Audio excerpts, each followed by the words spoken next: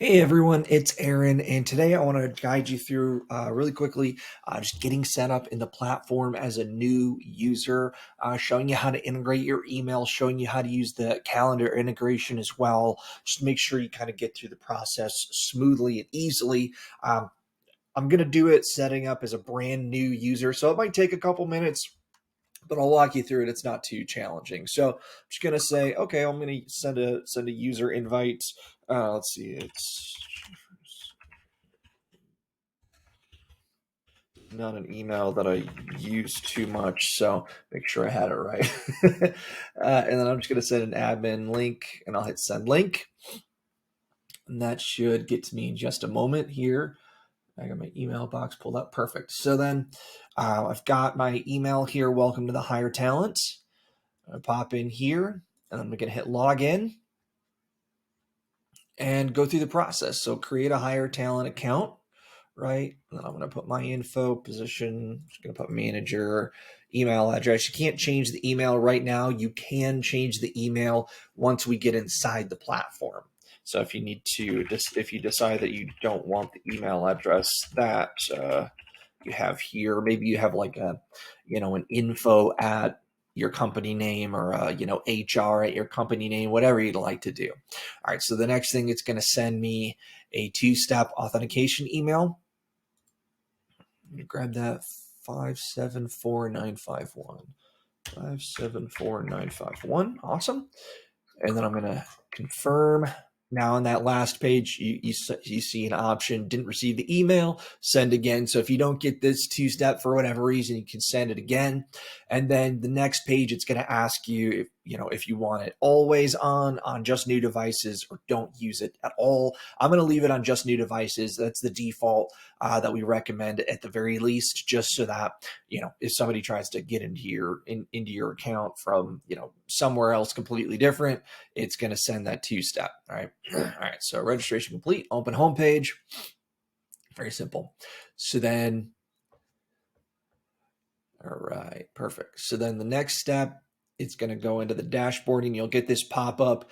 Use this email to send messages to candidates. You have two options: use this email or use a randomly generated address. The random address is okay, and sometimes it might be necessary if your company uses, a number of different security measures, and we can't integrate your email. But we really, really, really recommend you use your email address to contact candidates, because it overcomes a lot of the spam filters and things like that. In addition to the fact that it just looks better, it looks more professional. It's not coming from a generic email address, it's coming from you. So anyways, I'm going to hit use this email. I'm going to go in, choose my account. We use Gmail, so it'll be a little bit different for everybody with Outlook and Yahoo and things like that. But we're going to check this box. If you don't check this box, it's going to come up with an error message on the next page. So make sure you check this box, hit continue. That should be it. It's pretty simple. Done. All right. So then the next part will be to add in our calendar link, right? Our calendar invite. So we're going to go up to your name up here, choose my profile, and hit edit profile. And down below, you'll see, maybe we use your email to communicate with candidates. We already did that, right? Now, as I'd mentioned before, if you can't do it at the very beginning and you just have to use the generic email address until, your company's IT people can, white label, the system and everything, all the technical jargon that I'm not going to get into, until when you need to, you can come in here and then choose, yes on this, and then, go through the process that I just showed you. But in this instance, obviously we just did that. So then the next step would be, integrate your calendar, right? So I'm just going to choose yes. And as soon as I hit yes, it'll pop up this permission to access, and hit agree. I'm going to put my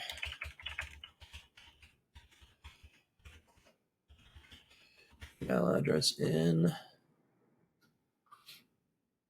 And then same thing here. It's going to pull. All right. Choose my account. And then same thing. We're going to check this box. Sometimes Gmail is a little finicky. I did it. Okay. Sometimes Gmail's a little bit finicky, and it may, when it sets this page, instead of giving you the check marks, ask you, it sometimes will start right from the beginning again and ask you for permission. And it's just because depending on your connection and things like that, and Google's day and their servers. Sometimes it doesn't it register immediately. So sometimes you'll have to go through it a second time and just kind of click through. Again, I mean, it takes like 20, 30 seconds. You saw even just the first time. So it's pretty quick. And then it'll give you the green check mark if you do it again. And that's it. So go to previous page. We're all linked up now. And now the last part of this would be to create our calendar link. So at the bottom for scheduling link, you have two options, auto-generated and custom. So custom would be if you're already using a platform like Calendly as an example. You can put your Calendly link in there. And then in your interview invitations, when you send them to a candidate, there will be a token for a scheduling link in there that will get changed to your Calendly link. If you don't use that, or you don't use any kind of self-scheduling system like Calendly, then we'll do the auto-generated, which is the point of what we're doing here. So the auto-generated, choosing that will allow you to choose a meeting duration, the days of the week that you're available to meet with candidates, and when your availability starts and ends. You can just, like, because of the limited drop down options here, you can just put a time in specifically, right? So like I can choose 8 a.m. to I can choose 8 a.m. to 1 p.m. if I wanted to, right? You can just type it in and then choose your time zone. I would put a default meeting welcome. This will appear on the page that the candidates will see when they're choosing a time. So, usually I'll put in something like, thank you for your time. We appreciate you, being interested in the role. I look forward to meeting with you. Just so you know, I may be up to 5 or 10 minutes late due to, scheduling, being crazy or whatever, however you want to phrase things. But you're welcome to put anything in there that you like. Any specific notes, your Zoom link if you want to meet them on Zoom, your phone number if you want them to call you. Some people prefer the candidate to call them for their meeting. However you want to handle it, that would be something that you could put in there as well. So once you've got your availability, I'm going to Tuesdays and Wednesdays. This is my availability.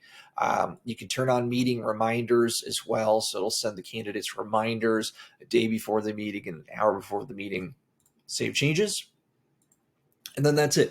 Now this is your scheduling link. You can copy that and I'll kind of show you what it looks like as well.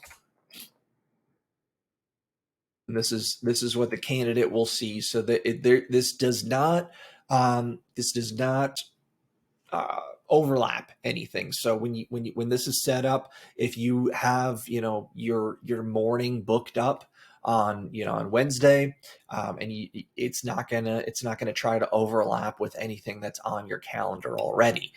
So that's it's a great way to make sure you're not doubling up, double booking, anything like that. So this is, like I said, this is what the candidate will see. They'll put in their email address and then they'll get added into your calendar. The default just says meeting, so you can change the name of the meeting if you want, just as a reminder for yourself, but it'll have the candidate's email in there as well. And then, if you get a candidate on your link there, I'm sorry, on your calendar, and you just kind of want to like check in on them, you can copy their email address and then search for it inside the job post and pull up their candidate profile. Just kind of make sure you have everything, all of your ducks in a row and what have you, when you go to set up the meeting with the candidate, or your interview with the candidate, I should say. So that would be really how you would first steps get into the platform. I hope I made that kind of quick and easy, simple enough. But of course, if you need anything, always feel free to reach out to me. And until next time, take care.